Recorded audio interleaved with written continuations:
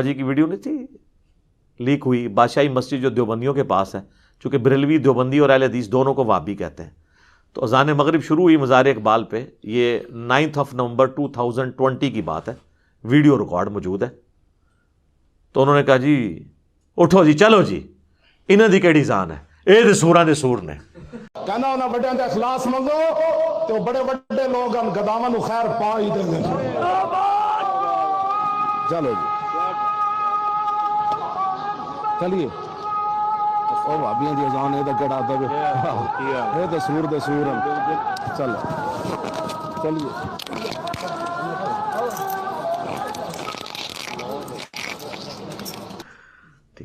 سر یہ اتنا بڑا انہوں نے اس جملے کی شرح پہ کتابیں لکھی جا سکتی ہیں جو انہوں نے کہا ہے، ایک انہوں نے سمندر کوزے میں بند کر دیا، یہ بے شک کہتے رہے ایک تسبیح میں پروئے ہوئے ہم۔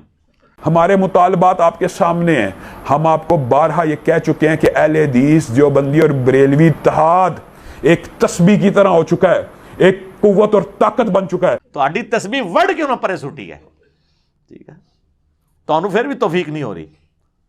اس کی شرح یہ ہے کہ جس طرح جو ہے نا سور یہ روئے ارض پہ مردود ترین جانور ہے نا، پلید ترین، مطلب ہے تو اللہ کی مخلوق ہے، وہ اپنی جگہ، اس کو ویسے مارنا بھی نہیں ہے کہ بھئی اللہ نے اس کو اگر پلید بنایا تو اس کو ہم نے قتل کر دینا، نہیں، بس اس کا گوشت حرام ہے۔ تو جس طرح روئے ارض پہ تمام مخلوقات میں سب سے یہ پلید خنزیر اور سور ہے نا، اس طرح روئے ارض پہ تمام لوگوں میں سب سے پلید جو ہے نا ان کے نزدیک وہ وہابی ہیں، اور وہابی انہوں نے اس وقت دیوبندیوں کا، اہل حدیث کو تو وہ پہلے ہی وہابی مانتے ہیں، دونوں کو وہ کمبائنڈ وہابی کہتے ہیں۔ تو اب آپ کو اس بات کی سمجھ آئے گی کہ ان کی اذان کا کیا احترام، یہ تو سوروں دے سور نے، سوراں دے سور، یعنی جس طرح اس روئے ارض پہ سب سے بدترین سور ہے نا، اس طرح سوروں کے اندر اگر سب سے بدترین سور کوئی ہو سکتا ہے نا تو وہ وہابی ہیں ان کے نزدیک۔ شرح سمجھ آئی؟ یہ ہم ہی کر سکتے ہیں جو خود ان کے اندر رہا ہو۔ تو یہ ان کا اپنا ہی انداز ہوتا ہے بات کرنے کا۔ میں جو کچھ بیان کرتا ہوں پیشن کے ساتھ علمی دلائل رکھتا ہوں، کبھی کبھار کوئی سلپ آف ٹنگ ہو جائے تو وہ پورے کا پورا میرا ایک سمجھ لیں نیریٹو نہیں ہوتا، اوورال میں ہی ہوں، اعلیٰ حضرت لفظ بولتا ہوں، اشری تھانوی صاحب بولتا ہوں، امام ابن تیمیہ بولتا ہوں، ٹھیک ہے نا، کبھی میں نے نہیں کہا گستاخ ابن تیمیہ اس طرح کر کے میں ایک لفظ ساتھ جوڑ بول کے تو ساتھ بولوں اس طرح، یہ تو احترام سے ایک دوسرے کا نام نہیں لیتے۔ رہ گا پیشن، تو یہ تو نبی الاسلام کا سٹائل ہے، صحیح مسلم میں حدیث ہے، اور یہ حدیث امام جعفر نے روایت کی ہے امام محمد باقر سے، جو محمد بن علی بن حسین بن علی ہیں، یعنی حسین ابن علی کے پوتے، امام زین العابدین کے بیٹے، اور انہوں نے جابر بن عبداللہ سے کہ نبی علیہ السلام جب کبھی بھی ممبر پر چڑھتے تو آپ علیہ السلام جب تقریر کرتے تو آپ کی آواز بلند ہو جاتی، غصے میں اضافہ ہو جاتا، آنکھیں سرخ ہو جاتی، جس طرح کوئی جرنیل اپنی فوج کو تیار کر رہا ہو، اس طریقے سے آپ جب بھی ممبر پہ چڑھتے تو گفتگو کرتے تھے۔ یہ پیشن والا سٹائل سنت سٹائل ہے، اس سٹائل کا مذاق اڑانا نبی الاسلام کا مذاق اڑانا ہے، نعوذ باللہ۔ لیکن چونکہ ان جاہلوں کو پتہ ہی نہیں، نہ انہوں نے قرآن پڑھا نہ حدیث، یہ تو اپنی فقہ کی کتابیں اور دورہ حدیث کرتے ہیں، اور اس کے بعد پھر ان کو یعنی وہ دورہ حدیث صحیح طرح کیا نہیں ہوتا، ان کو دورے ہی پڑھتے رہتے ہیں اپنی فقہ کے، پورا دورہ حدیث کیا ہوتا تو ان کو کچھ پتہ چلتا، ان کو فقہ کے دورے پڑھتے رہتے ہیں۔ پھر یہ صحیح مسلم میں 2005 نمبر حدیث ہے۔ تو یہ نبی الاسلام کا سٹائل ہے، اور اس کے بعد آپ علیہ السلام کہتے ہیں میں اور قیامت اس طرح ساتھ بھیجے گئے جس طرح یہ 2 انگلیاں، اور پھر آپ کہتے ہیں فَإِنَّ خَيْرَ الْحَدِيثِ كِتَابُ اللَّهِ وَخَيْرَ الْهَدِي هَدْيُ مُحَمَّدٍ صلی اللہ علیہ وآلہ وسلم وَشَرَّ الْأُمُورِ مُحْدَثَاتُهَا وَكُلَّ مُحْدَثَةٍ بِدْعَةٍ وَكُلَّ بِدْعَةٍ ضَلَالَةٍ وَكُلَّ ضَلَالَةٍ فِي النَّارِ۔ یہ آپ کا خطبہ ہوا کرتا تھا صلی اللہ علیہ وآلہ وسلم۔ اب لہٰذا کسی عالم دین کے ساتھ میرا کمپیریزن نہ کروانا ہے آپ نے پیشن کا تو ڈاکٹر اسرار صاحب سے کروائیں، تو آپ کو وہاں پہ بھی یہ سٹائل نظر آئے گا۔ رہ گیا میرے موضوعات، تو وہ تو دنیا میں کسی نے ان موضوعات کو ٹچ نہیں کیا، کیونکہ اس کے ساتھ تو بہت بڑی دنیاوی نقصانات، ایون جان کا نقصان جوڑا ہوا ہے۔ لہٰذا کہنا جی طارق جمیل صاحب کتنا میٹھا بولتے ہیں، جی مجھے وہ لیکچر بتائیں جس میں انہوں نے چشتی رسول اللہ اور اشرفی تھانوی رسول اللہ کا رد کیا اور بڑے میٹھے انداز میں لوگوں کو سمجھایا کہ یہ کلمات نہیں ہوتے، یا آپ بھی کہہ کے ریکارڈ کروا دیں. تو آپ دو مختلف چیزوں کو کمپیئر کروا رہے ہیں. آپ گولف کے بال کا مقابلہ کرکٹ کے بال کے ساتھ کروانا چاہ رہے ہیں. ان کے ٹاپکس ہی نہیں ہیں. چلیں آپ خود کر کے بتا دیں ذرا, پھر آپ کو پتہ چل جائے گا آپ کے ساتھ جو ہوگی کتنا عرصہ آپ سروائیو کریں گے. تو میں تو اللہ کا شکر ہے پھر بھی بڑا نرم ہوں. اور اگر یہ علماء مجھے مخلص ہوتے نا سمجھانے میں, تو ہوتا یوں کہ میرے پاس آتے اکٹھے ہو کر بریلوی علماء اور مجھے کہتے ہیں کہ دیکھیں آپ تھوڑی سی یزید کے معاملے میں نرمی کریں. آپ ہر معاملے میں اہل حدیث کو یزید والے مسئلے میں اتنا رگڑا لگاتے ہیں, ان کے بیچاروں کے چڑیا جتنے دل دکھ جاتے ہوں گے. آپ بار بار یزید کو کنڈیم کرتے ہیں, بار بار. ہاں ٹھیک ہے, ہم بھی مانتے ہیں کہ یزید نے برا کام کیا, لیکن اہل حدیث ہمارے بھائی ہیں, ان کے دل دکھتے ہوں گے. آپ یزید والا ٹاپک چھوڑ ہی دینا. یہ کہیں گا کبھی کوئی بریلوی کیا کہے گا, منڈ کے رکھو انہوں نے, چک کے رکھو کام, انجینئر صاحب چک کے رکھو. یہی لکھا ہوتا ہے کامنٹس میں, کام چک کے رکھو. آج تک مجھے کسی اہل حدیث نے نہیں آ کے کہا کہ دیکھیں آپ علی بھائی ہر دوسرے لیکچر کے اندر آپ یہ کہتے ہیں کہ مرے ہوئے بزرگوں کو پکارنا شرک ہے, یہ قبروں پہ مزارات نہ بنائے جائیں, یہ بدعات ہیں. توحید کے اوپر آپ اتنا زور لگاتے ہیں, مزارات کی مذمت کرتے ہیں. ہر دوسری ویڈیو میں کہتے ہیں رفع الیدین کے ساتھ نماز پڑھو, یہ سنت طریقہ ہے. تو ہمارے حنفی جو بریلوی اور دیوبندی بھائی ہیں, ان کے چڑیا جتنے دل دکھ جاتے ہیں, آپ کو کیا ضرورت ہے رفع الیدین پہ بات کرنے کی؟ آپ چپ کر کے بس اپنا ایک بات کریں, ان کے دل دکھ جاتے ہوں گے. کبھی نہیں کوئی, اللہ کے فضل سے اس کے بعد بھی کوئی نہیں آ کے سمجھائے گا. میں تھوڑی بوتھیے تو اندازہ لا لیں گے تسی ایکٹنگ پہ کر دے ہو یا تسی اندروں پہ بول دے ہو, پتہ لگ جاتا ہے. مانو زیادہ کون تمہیں پہچان سکتا ہے, بلکہ سونگ کے بھی دس دیں گا. آپ نہیں مطلب سونگ کے بتا نہیں دیتے. آپ مجھے بتائیں ایک بندہ آپ کے سامنے آئے جس کے بال بکھرے ہوں, اتنی لمبی داڑھی ہو اور آدھی پنڈلی تک اس نے شلوار اٹھائی ہو, تو آپ کو وہم بھی آئے گا کہ یہ بریلوی ہے؟ ہاں. اسی طریقے سے ایک بندہ جو ہے خوبصورت سی ایک مٹھی کے برابر بالکل گول کر کے داڑھی اور ایک سخت سی ٹوپی اس نے پہنی ہو اور مجھے صاف کی ہوں, آپ کو یہ وہم بھی آئے گا کہ یہ جو ہے وہ اہل حدیث ہے؟ آپ کہیں گے دیوبندی تبلیغی ہے. ٹھیک ہے, تو وہ سب کو پتہ چل جاتا ہے شکل و صورت سے. لہٰذا وہ آپ کی بھی سونگنے کی حصہ اللہ کے فضل سے بہت زیادہ ہے, عام لوگوں کو بھی پتہ ہے.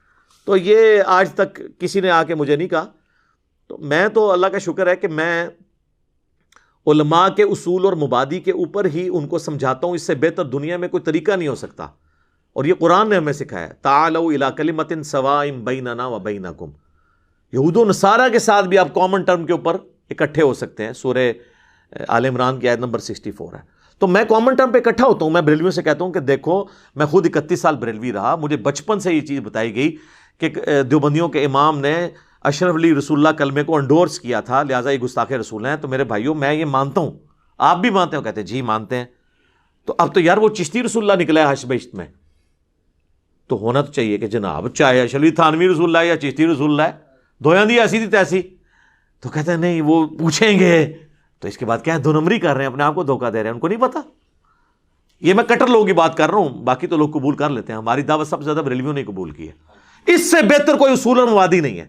میں دیوبندیوں سے کہتا ہوں کہ میرے بھائیوں آپ کا کیا جھگڑا ہے بریلویوں کے ساتھ؟ دونوں حنفی, دونوں ایک ہی روحانی باپ کی اولاد فقہی طور پہ. مسئلہ کیا ہو؟ کہتے ہیں یہ مشرک ہیں, قبروں سے ان کے بڑے غلط عقیدے ہیں. تو میں کہتا ہوں میرے بھائی یہ تو آپ کے بھی جو سمان قاسمی کے اندر لکھا ہوا ہے کہ قاسم نانوتوی جنہوں نے مدرسہ دیوبند بنایا تھا, وہ اپنے مرنے کے 6 سال کے بعد خواب میں نہیں بیداری میں قبر سے نکلے, دیوبند کے 2 مولویوں کی صلح کروا کے واپس قبر میں چلے گئے. اب ہونا تو یہ چاہیے کہ جناب ہونا بھی لکھا ہے تو وہ بھی ہوئی کوئی سن, لیکن جن کو ہدایت ملنی ہے وہ کہہ دیتے ہیں ٹھیک ہے. اہل حدیثوں سے میں کہتا ہوں میرے بھائیو آپ کو کیا مسئلہ ہے؟ وہ کہتے ہیں دیکھیں جی ہماری تو ہر چیز بخاری مسلم میں لکھی ہے, نماز کا طریقہ دیکھ لیں, فلاں چیز دیکھ لیں. تو ہم کہتے ہیں اچھا تو بخاری مسلم میں جو لکھا ہے, ہاں جی اس کی تو تمام متصل الاسناد مرفوع حدیث جو ہیں قطعی الصحت ہیں, اور یہ تو جو بخاری مسلم کو نہیں مانتا وہ تو گمراہ ہے, اہل سنت سے خارج ہے. ہم کہتے ہیں ٹھیک ہے ابھی چیک کر لیتے ہیں, آپ کو بھی ٹیسٹ لگا لیتے ہیں. تو سر صحیح بخاری اور مسلم دونوں میں حدیث موجود ہے, اور بخاری کا اس کا طریق ہے 2812. ہاں جی اب تو ویسے اس کا نمبر ہی بولیں تو ساتھ ہی کھوتی مر جاتی ہے ندی, کہ نبی صلی اللہ علیہ وآلہ وسلم نے فرمایا وائے عمار تجھے ایک باغی جماعت قتل کرے گی, تو انہیں اللہ اور جنت کی طرف بلائے گا اور وہ جماعت دوزخ کی طرف بلا رہی ہوگی. تو ہم کہتے ہیں میرے بھیا پھر فیصلہ کرو کہ مولا علی کی پارٹی جنت اور اللہ کی پارٹی ہے، اور مولا علی کے مخالفین جو آل امیہ تھے وہ جہنم کی طرف بلانے والی پارٹی ہے. جہنمی نہیں میں کہتا، جہنم کی طرف بلانے والی. ساتھ ہی وہ بخاری مسلم کا بخار محبت ختم. یہ حدیثیں نہیں بیان کرنی چاہیے. ہم کہتے ہیں سر مسلم کا آپ مقدمہ پڑھیں. صحیح مسلم کے مقدمے میں لکھا ہے، امام مسلم میں نے خود لکھا ہے کہ میں تو عوام الناس کے لیے حدیثیں لکھ رہا ہوں. تم کہہ رہے ہو وہاں میں بیان نہیں کریں گے، تو چلیں مسلم کی آپ کو حدیث بیان کر دیتے ہیں. کریں جی. مسلم شریف میں 4776 نمبر حدیث ہے کہ عمر بن عاص خانہ کعبے کے سائے میں بیٹھے ہوتے ہیں، عبداللہ بن عمر بن عاص، اور ایک تابعی آ کے ان سے کہتا ہے عبد الرحمن بن عبد رب کعبہ، جب وہ حدیث بیان کرتے ہیں کہ امیر کی اطاعت کرنی ہے، تو کہتے ہیں یہ آپ نے اللہ کے نبی سے خود سنا تھا. ان کا میں کعبے کے سائے میں بیٹھا ہوں، میرے کانوں نے نبی علیہ السلام سے یہ خود سنا تھا کہ اطاعت امیر کرنی ہے. میری آنکھوں نے حضور کو دیکھا، میرے دل نے آپ کی بات یاد رکھی. تو انہوں نے کہا پھر اگر یہی بات ہے تو آپ کے چچا کا لڑکا معاویہ ابن ابی سفیان، چلیں ہم تو احترام سے نام لیں گے، رضی اللہ عنہما، جو ہمارے امیر ہیں اس وقت، وہ تو ہمیں حکم دیتے ہیں کہ ہم لوگوں کو ناحق قتل کریں اور لوگوں کا مال حرام طریقے سے ہڑپ کریں. جبکہ سورہ نساء میں آیت نمبر 29 میں اللہ تعالیٰ فرماتا ہے کہ اپنوں کو مت قتل کرو، یعنی ایک دوسرے کو، یعنی ایک دوسرے مسلمان ہی ہوتا ہے نا، اس لیے اس کو کہا کہ اپنوں کو گویا قتل کرنا ہے، ایک دوسرے کو قتل کرنا، اور ایک دوسرے کا مال حرام طریقے سے ہڑپ مت کرو. اب ہمیں بتائیں ہم اللہ کی بات مانیں کہ یا معاویہ کی بات مانیں؟ تو وہ خاموش ہو جاتے ہیں. ان کا تو خیال ہے خاموش ہو کے انہوں نے کہا ہوگا تجھے ایران سے فنڈ آتا ہے، کہیں تو انجینئر کی ویڈیو تو نہیں دیکھتا، تو نے کہیں ڈائریکٹ تو نہیں حدیث پڑھ لی. تو وہ سر اٹھا کے کہتے ہیں کہ جن کاموں میں معاویہ تمہیں اللہ کے حکم کے مطابق چلاتا ہے اس میں ان کی اطاعت کرو، اور جس میں وہ مخالفت کرے تم اس کی نافرمانی کرو. یہ حدیث جب ہم مسلم سے بیان کرتے ہیں تو یہ ماننے کے لیے تیار ہو جائیں گے. اور اس سے بڑی حدیث صحیح مسلم کی 240، علی سے محبت نہیں رکھے گا مگر مومن، علی سے بغض نہیں رکھے گا مگر منافق. بغض علی کی جتنی شکلیں ہیں وہ منافقت کی اولین علامتوں میں سے ایک علامت ہے. بس آپ یہ حدیث کسی سنی کی مسجد میں لگا کے دیکھیں تو شام تک وہاں پہ گڑبڑ شروع ہو جائے گی، چاہے وہ بریلوی ہو، دیوبندی والی حدیث ہو، کیونکہ انہیں پتہ چل جائے گا کہ بھئی یہ تو کسی اور پلیٹ فارم سے بول رہا ہے. حالانکہ مسلم شریف ہمارا ہی پلیٹ فارم ہے، بخاری ہو مسلم، یہ دونوں ہمارے ہی پلیٹ فارم ہے. تو اس کے اوپر مجھے بتائیں اب اہل حدیث کو کیا غصہ کھانے کی ضرورت ہے؟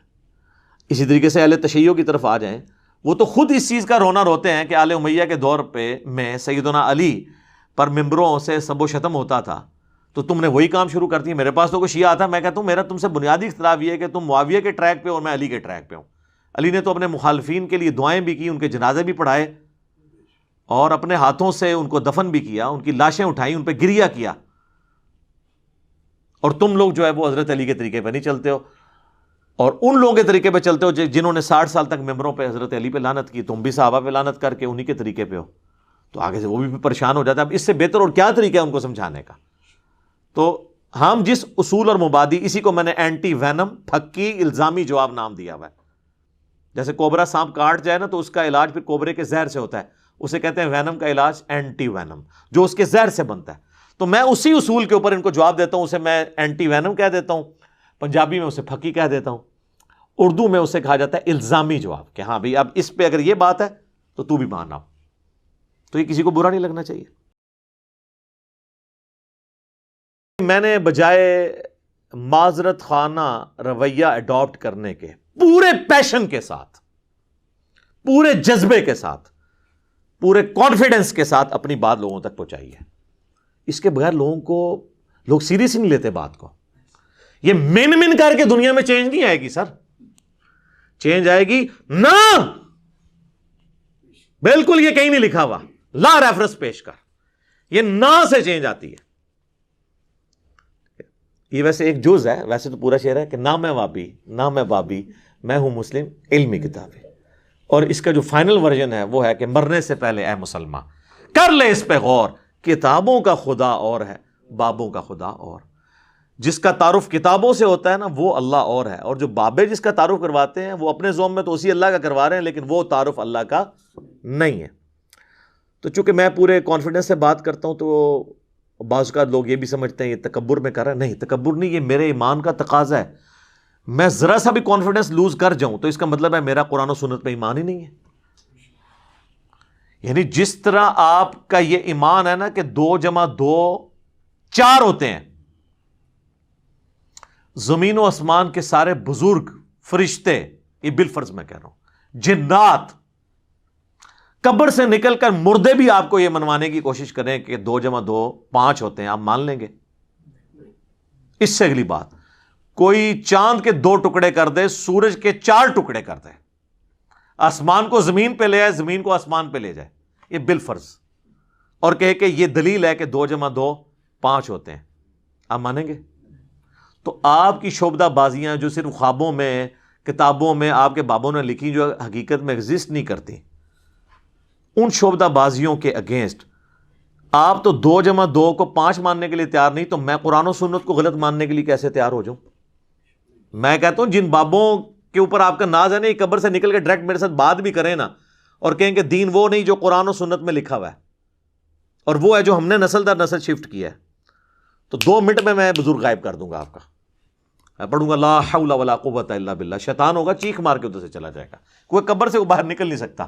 یہ اللہ کا فتویٰ ہے سورہ یاسین میں اور سورۃ الواقعہ میں کہ جو مر گیا نا وہ واپس نہیں آ سکتا. حضرت عیسیٰ علیہ السلام بھی جو مردہ زندہ کرتے ہیں وہ دنیا میں واپس نہیں آتا تھا، وہ وقتی طور پر صرف ان کے نبی ہونے کی گواہی دیتا تھا، اور یہ صرف یہ حضرت عیسیٰ کا ہی معجزہ ہے، چلتا پھرتا نہیں تھا، بس مردہ وہ ہوتا پھر واپس دوبارہ جاتا. مردہ نہیں واپس آ سکتا دنیا میں، ناٹ ایٹ آل. کہانیوں میں آپ جتنے مرضی واپس لاتے رہے، وہ ہندوؤں کے پاس بھی بڑی کہانیاں اس طرح کی موجود ہیں. تو چونکہ میں پورے پیشن کے ساتھ بات کرتا ہوں نا، تو اس کے اگینسٹ انہوں نے پتہ کیا گالی ڈیوائس کی ہے، گستاخ ہے، بے ادب ہے، بات کرنے کی تمیز نہیں ہے. واللہ اگر میں قرآن و سنت سے آپ کو حوالے دینا شروع کروں نا اور میں آپ کو بتاؤں نا، تو آپ بڑی بڑی ہستیوں پہ گستاخی کا فتویٰ لگا دیں گے. چلے میں آپ کو حصول برکت کے لیے ایک بات بتا دیتا ہوں. صحیح بخاری میں کم از کم 4 جگہ پہ سیدنا ابو بکر کا خطبہ آیا ہے نبی علیہ السلام کی میت کے اوپر. حدیث کے الفاظ ہیں کہ سیدنا ابو بکر آئے، حجرہ عائشہ میں داخل ہوئے، سلام اللہ علیہا، نبی علیہ السلام کی مبارک چادر آپ کے مبارک چہرے سے ہٹا کر ماتھے پہ بوسہ دیا اور کہا اللہ کے نبی آپ پر اللہ 2 موتیں جمع نہیں کرے گا، ایک موت آپ کو آنی تھی وہ آ گئی، اب آخرت کی ہمیشہ کی زندگی ہے یا نہیں. باہر آ کر خطبہ دینے لگے تو دیکھا سیدنا عمر نے تلوار اٹھائی ہے اور وہ کہہ رہے ہیں کہ جو کہے گا نبی علیہ السلام مر گئے ہیں میں اسے قتل کر دوں گا. تو اسی کا جواب اصل میں سیدنا ابو بکر نے دیا، کیونکہ حضرت ابو عمر سمجھتے تھے کہ رومن اور پرشین امپائر کے گرنے کی پروفیسیز نبی علیہ السلام نے کی ہیں، تو ابھی تو وہ گری نہیں ہے، آپ جا ہی نہیں سکتے.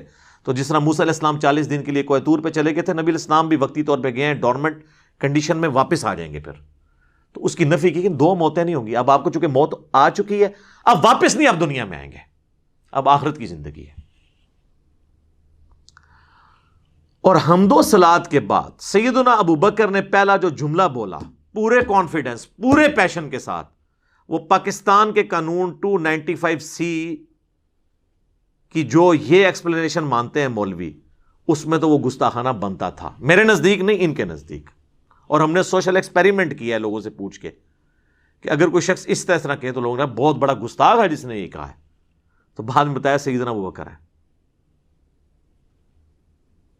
کیا کہا؟ الا آگاہ ہو جاؤ، من کان یعبد محمدن فإن محمدن قد مات، جو کوئی بھی تم میں سے محمد کی عبادت کرتا ہے یا کرے گا، وہ جان لے کہ محمد مر چکے ہیں. وصال نہیں فرما چکے، مر چکے، مات. اور پھر آپ رضی اللہ تعالیٰ عنہ نے ساتھ ہی فرمایا وَمَنْ كَانَ يَعْبُدُ اللَّهَ فَإِنَّ اللَّهَ حَيٌّ لَا يَمُوتُ، اور جو کوئی اللہ کی عبادت کرتا ہے اور کرے گا وہ جان لے کہ اللہ کو کبھی موت نہیں آئے گی، وہ ہمیشہ زندہ رہے گا. اب میرا سوال ہے کہ صحابہ میں کون نبی علیہ السلام کی عبادت کرتا تھا؟ تو یہ فرضی جملہ کیوں بولا؟ یہ ہوتے تو یہ کہتے ہو لے ممبر تو تھلے فرضی جملے بولنا ہے، شرک ختم ہو چکے اور تو سانو فرضیاں گلاں کرنا ہے، سانو نہیں پتا کہ عبادت کرنی ہے. فرضی جملہ ہے نا. ہاں قرآن کی آیت پیش کرنے کا تو رائٹ تھا, وہ آیت بھی پڑھی انہوں نے, انک میت و انہم میتون, سورہ الزمر آیت نمبر 30. نبی تمہیں بھی مرنا ہے, تمہارے مخالفین کو بھی مرنا ہے. پھر سورہ ال عمران کی آیت نمبر 144 بھی تلاوت کی, وما محمد الا رسول قد خلت من قبلہ الرسل افئن مات او قتل, محمد تو نہیں مگر ایک رسول, اگر یہ مر جائیں یا قتل ہو جائیں اور پاکستان میں یہ وصال فرما جائیں یا شہید ہو جائیں تو کیا تم دین سے الٹے قدم پھر جاؤ گے؟ یہ آیت انہوں نے اپنی بات کے ثبوت میں دی. یہ آیت ہی کافی تھی, اپنا فرضی جملہ کیوں بولا؟ یہ کہتا ہے نا جی حدیث میں الفاظ ہوتے ہیں نہیں, آیت میں نہیں ہے, کیوں بولتا ہے؟ لیکن اس کے مخالف نہیں ہوتے ہیں, اس کو سپورٹیو ہوتے ہیں. وہ بولتا ہوں تو جناب آپ کے دماغ میں ڈرل ہوتی ہے نا سر, اس کے بغیر تو سمجھ نہیں آتی. میں جب بھی حدیث اسامہ ابن زید والی بیان کرتا ہوں بخاری اور مسلم سے, کہ جب ایک میدان جنگ میں ایک کافر ان کے تلوار کے نیچے آیا تو اس نے اس وقت کلمہ پڑھ دیا, پھر بھی انہوں نے اسے قتل کر دیا, اور بعد میں دل میں قلق آیا کہ مجھ سے غلطی ہوئی ہے, نبی علیہ السلام کو خود ہی جا کے بتا دیا کہ یا رسول اللہ اس نے کلمہ پڑھا تھا. آپ نے فرمایا اسامہ کیا تو نے اس کو کلمے کے بعد بھی قتل کر دیا؟ کہا یا رسول اللہ اس لیے کہ وہ ڈر کے کلمہ پڑھ رہا تھا. آپ نے فرمایا کیا تو نے اس کا دل چیر لیا تھا؟ اسامہ تو کیا کرے گا جب وہ قیامت والے دن کلمہ پڑھتا ہوا اللہ کے حضور تیرے خلاف مقدمہ قائم کر دے گا؟ اسامہ تو کیا کرے گا؟ اسامہ تو کیا کرے گا؟ آپ یہ جملہ ریپیٹ کرتے رہے, حتیٰ کہ حضرت اسامہ کہتے ہیں میرے دل میں خواہش ہوئی آج سے پہلے میں کافر ہوتا, آج کلمہ پڑھ کے مسلمان ہوتا, اور میرا یہ گناہ تو کم از کم دھل جاتا. تو یہ حدیث کے اندر میں ایک جملہ بولتا ہوں جو اس میں لکھا نہیں ہے, لیکن وہی ہے جس طرح حضرت ابوبکر نے جو کچھ بولا وہ قرآن حدیث میں لکھا کوئی نہیں ہوا تھا. من کان یعبد محمدا فإن محمدا قد مات.